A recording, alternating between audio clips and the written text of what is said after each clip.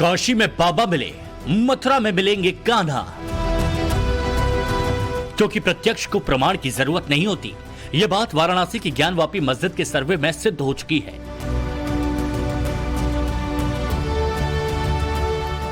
सवाल यही है कि ज्ञानवापी की तरह ही मथुरा की शाही ईदगाह मस्जिद का वो सच भी सामने आने वाला है जिसे 350 सालों से जानबूझकर दबाया गया। क्या ज्ञानवापी की दीवारों की तरह ही ईदगाह मस्जिद की दीवारों पर भी स्वास्तिक और त्रिशूल जैसे हिंदू संस्कृति के निशान मिलेंगे? क्या ज्ञानवापी के तहखाने से मिले मगरमच्छ के शिल्प जैसा हैरान करने वाला कोई सबूत ईदगाह मस्जिद में भी मिलेगा? ये काफी पुराना इतिहास है, मंदिर है, क्योंकि 2 बार तोड़ा गया औरंगजेब और महमूद गजनवी द्वारा, तो मलबे के द्वारा ये चीजें बनी गई।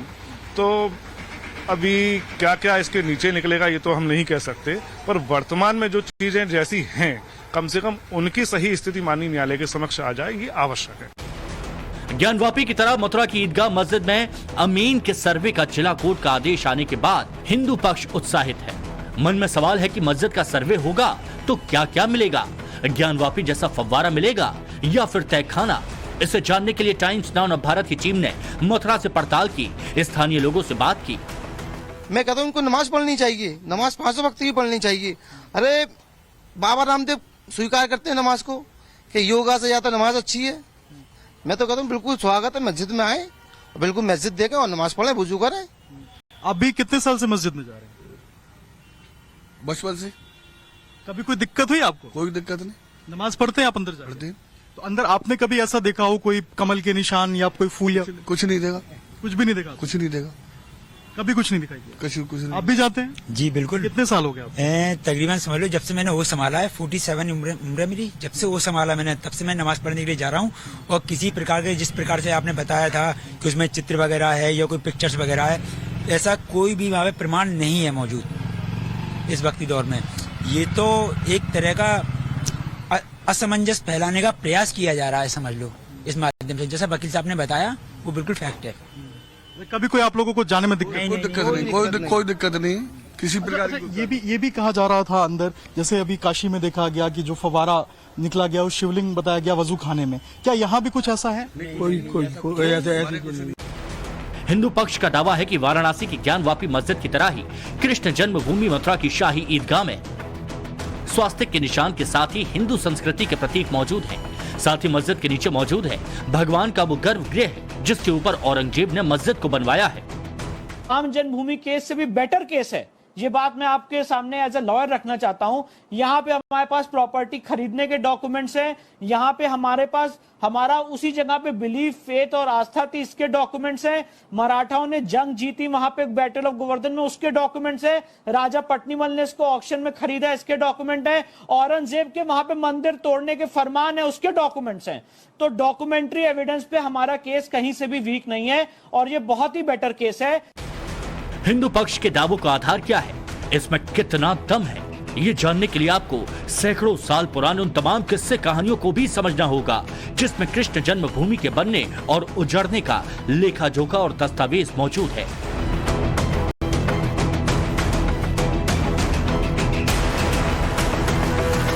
इतिहास में दर्ज इन दस्तावेजों से भी आपको रूबरू कराएंगे, लेकिन पहले सुनिए मथुरा में रहने वाले उन मुसलमानों को जो सालों से मथुरा की ईदगाह मस्जिद में नमाज पढ़ने आते हैं। क्या मस्जिद के भीतर स्वास्तिक या फूल पत्तियों जैसा हिंदू संस्कृति का कोई निशान वहां मौजूद है? इसका उत्तर उन्हीं की जुबानी सुनिए। कितने साल से आप जा रहे हैं? करीब मुझे 40 साल के आसपास हो गए और यहीं का मतलब मेरा होश संभाला है। और अभी तक भी, आज तक भी ईदगाह में जाता हूँ। अभी भी जुमे के दिन तो जाते ही जाता हूँ, मैं रोजमर्रा भी रोजाना जाता हूँ। कभी ऐसी बात नहीं है, कोई दिक्कत वाली बात नहीं है। आराम से नमाज पढ़ते हैं आप अंदर? आराम से। अच्छा, ये भी कहा जा रहा है कि अंदर कोई पिक्चर्स भी हैं क्या? वो कुछ मूर्तियां, कुछ फूल है बनाए हुए? कोई नहीं, गलत बात, बिल्कुल बिल्कुल गलत, कुछ नहीं, बिल्कुल नहीं, गलत है बिल्कुल। मस्जिद बनी हुई है, मस्जिद बनी हुई है, उसके अंदर कोई चीज नहीं है सिवाय मस्जिद के, वहाँ कुछ नहीं है। लेकिन ये भी लोग बता रहे हैं सर, आप कितने साल से जा रहे हैं सर मस्जिद में? 25 साल से। आपको कोई दिक्कत हुई अभी तक? अभी तक कोई दिक्कत नहीं हुई। आराम से नमाज पढ़ते हैं आप? आराम से नमाज पढ़ने जाने देते हैं सब लोग, आराम से रोक नमाज पढ़ते हैं। और काफी तादाद में लोग, सैकड़ों की जनसंख्या में लोग जुमे के दिन जाते हैं और ईद बकरीद की सारी नमाजें होती हैं और 5 वक्त की नमाज होती हैं। आज तक हम ना ही रुके हैं, ना ही कोई हमें रोकता है। तो ये भी लोग बता रहे हैं, जो अभी हमने जब बात की वकीलों से तो बता रहे थे कि अंदर कुछ फूल के निशान हैं, कुछ मगरमच्छ के निशान हैं, ऐसे बने हुए हैं, कुछ है क्या? नहीं, पहली बात तो ऐसा कोई निशान ही नहीं है। असल में क्या है, ये एक भ्रम फैला रहे हैं। ये भ्रम कुछ मीडिया है, कुछ असामाजिक तत्व लोग हैं, ये इस तरह की बातें बहकाते हैं। इनको अगर मस्जिद इतनी ही अच्छी लगती है तो इनका स्वागत है, बिल्कुल नमाज पढ़ने आए। क्यों नहीं आते नमाज पढ़ने? तो भाई नमाज तो एक्सरसाइज है। मैं कहता हूँ इनकी बीमारियां हट जाएंगी, ये स्वस्थ हो जाएंगे। इनको जो है ना ऊपर वाले ने इनको बीमारी पैदा कर दी है। स्थानीय मुस्लिमों को मालूम है कि जब सर्वे होगा तो हकीकत सामने आएगी, लिहाजा पहले तो सभी ने एक एक सुर से ये बता दिया कि मस्जिद की दीवारों पर फूल या त्रिशूल या फिर हिंदू संस्कृति का कोई निशान नहीं है। लेकिन जब हमारे रिपोर्टर अभिषेक राज ने बातचीत का सिलसिला आगे बढ़ाया तो कुछ ने कहा कि क्योंकि मुगल राज में भी कारीगर हिंदू होते थे, इसलिए कहीं कहीं मस्जिदों पर उसकी छाप है। काशी में देखा गया कि जो फवारा निकला गया, वो शिवलिंग बताया गया वजू खाने में, क्या यहाँ भी कुछ ऐसा है? कोई ऐसे असल में क्या है, मथुरा में तो है ही नहीं, ना ही काशी में था। भाई जब भारत जो है अखंड भारत था, अखंड भारत में ज्यादा तादाद थी, जो जनसंख्या थी वो हिंदू समाज के थे। अब जब मैं कहीं का बाहर का आदमी, जब मुगलों ने यहाँ पर राज किया तो कारीगर जाहिर सी बात है वो हिंदू ही थे, तो यहाँ का जो है वो कारीगरी यही चलती थी। फुब्बारे की कारीगरी, फूल पत्तियां हुआ करती थी। वहाँ भी जो है फुब्बारा ही है, वहाँ कोई शिवलिंग नहीं है। ये तो अंदर भी ऐसा ही है? नहीं, आप ज्ञानता की बात ला रहा हूँ मैं। नहीं, यहाँ की बात। यहाँ ऐसा कुछ नहीं है। इनको को केवल 2024 की तैयारी करनी है। तो यहाँ शांति से लोग नमाज पढ़ते हैं अंदर? कुछ शांति से, कोई भी दिक्कत नहीं है किसी बात की भी। ये तो एक भ्रम फैलाना है, नफरत फैलाना है। यहाँ का हिंदू ये नहीं चाहता कि हम आपस में बहुत मेल मिला, भाईचारे के बहुत भाईचारा। मथुरा की शाही मस्जिद में 30, 40, 50 सालों से नमाज पढ़ रहे इन मुस्लिमों से बातचीत का सिलसिला थोड़ा और आगे बढ़ा तो कुछ ने ये खुलकर मान लिया कि मस्जिद की दीवारों पर फूल पत्तियां बनी हुई हैं। सुनिए। तहखाना भी अंदर है क्या? तहखाने की बात? कोई तहखाना नहीं है अंदर, और या वहाँ पे चित्रकारी के नाम पे आप सिर्फ फूल पत्तियों की तस्वीर आप वहाँ पे देखेंगे। अगर आप वहाँ जाकर के अगर रिपोर्टिंग वगैरह करेंगे तो आपका स्वागत है, आप कीजिए खूब बेहतर तरीके से। लेकिन वहाँ सिर्फ फूल पत्तियों के निशान है, और जैसा कि लोग भ्रम फैलाने की तौर पे बोलते हैं वहाँ पे कि मगरमच्छ का निशान है या वहाँ, ऐसा कुछ भी नहीं है वहाँ पे। आपने कभी नहीं देखा? अरे कभी भी नहीं। हमारा मेरा जरा सा था और अब यह बूढ़ा हो गया, 75 साल की उम्र हो गई, आज तक कोई ऐसी बात नहीं है। और ये तो खाली बिली की बात है। मीडिया भी पूरी तरह से स्वतंत्र है, मैं मानता हूँ। आप खुद इस चीज का निरीक्षण करें जाकर के कि इस प्रकार का आपको वहाँ पे कोई निशान नहीं मिलेगा जिससे कि वो लोग ये दावा कर सकें कि ये मंदिर पक्ष की भूमि है।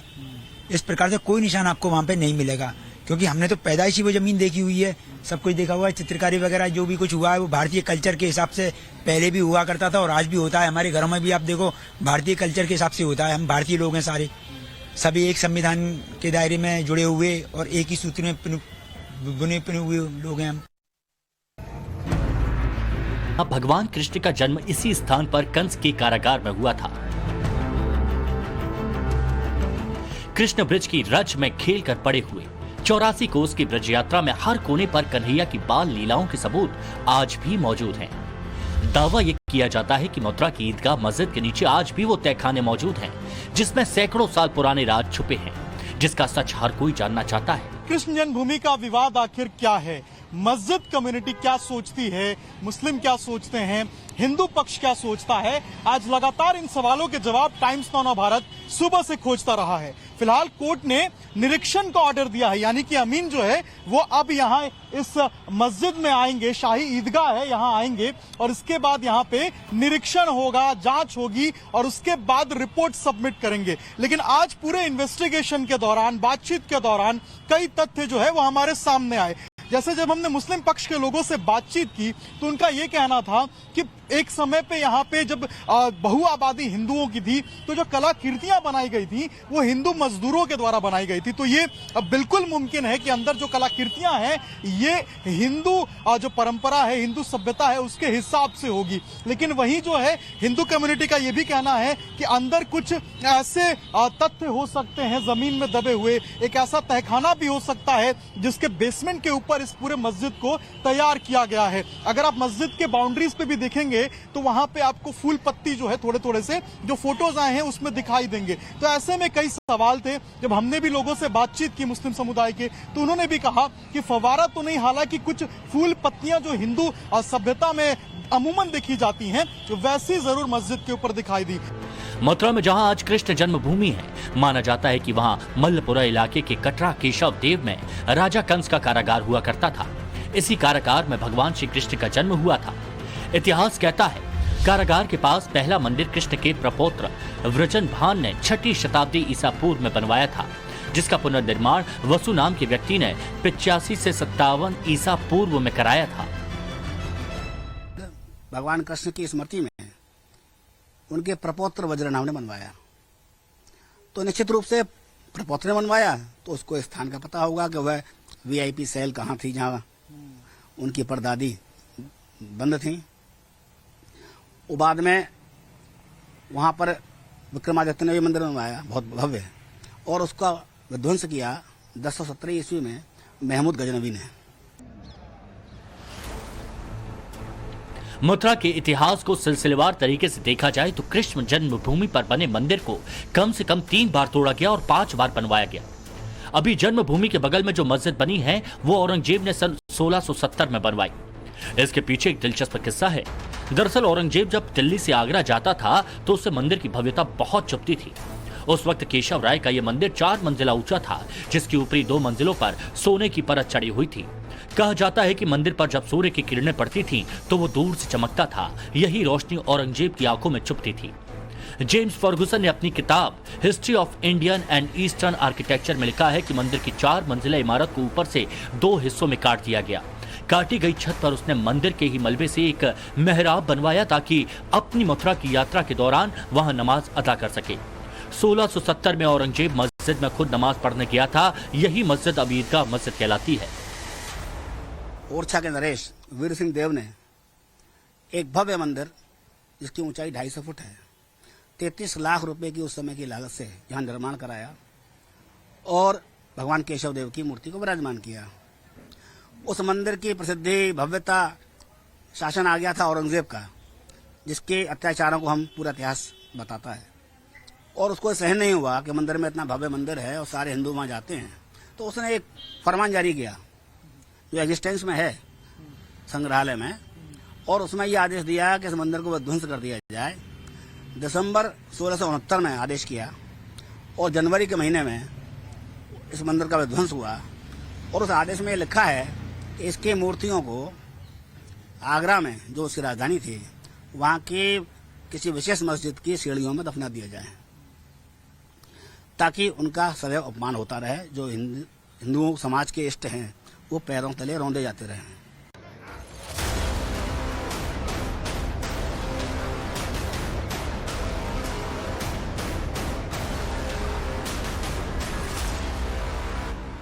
यूं तो औरंगजेब को हर हिंदू मंदिर और देवी देवताओं से चिढ़ थी, लेकिन कृष्ण मंदिर से चिढ़ का एक बहुत बड़ा कारण उसकी अपनी बेटी जुवेनिसा भी थी, जो कृष्ण की भक्ति में पागल थी और एक हिंदू शासक बुंदेला महाराजा छत्रसाल से प्यार करती थी।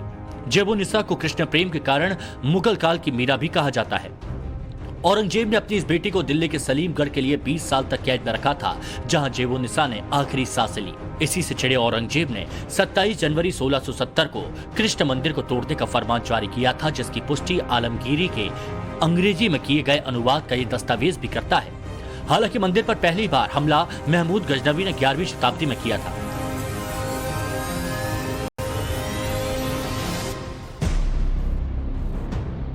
गजनवी ने मथुरा शहर पर हमला करके उसे जमकर लूटा।